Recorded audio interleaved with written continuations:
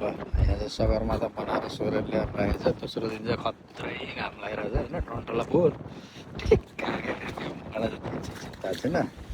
तर अब फेरि कस्तो हुन्छ नि, उता देख्न सक्नुहुन्छ टल्क टल्केर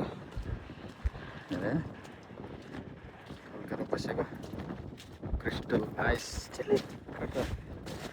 दोस्रो दिन घाम चाहिँ फेरि खत्रै लागिरहेछ।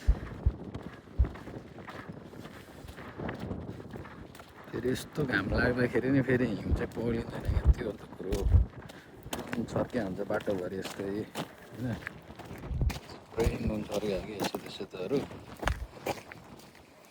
अनि आइस मेल्ट गर्नको लागि यहाँ चाहिँ हेर्नु टल्केर पुरै यस्तो हुन्छ। म चाहिँ अहिले त्यहाँ पार्किङ गरेर हिँडेर कामतिर जाँदैछु। बाटो चाहिँ यस्तै हो। यो चाहिँ यहाँको एयरपोर्ट हो। टल्केर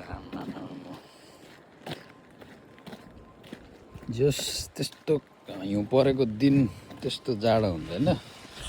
हिउँ परेको भोलिपल्ट चाहिँ अलि जाडो हुने, आज अलिक चिसो छ, -2 -3 छ। पहिलाको हेरेर त यो त कमै हो। अस्ति त -12 अनि यसकै अर्को क्षेत्रमा त फेरि -40सम्म जाँदैन। तर यहाँ चाहिँ अब -15सम्म मात्र गयो। समर सुरु भयो भन्थ्यो, लास्ट हिउँ हो कि के हो, शुक्रबार अर्को फेरि पर्छ अरे भन्दै थियो। यता त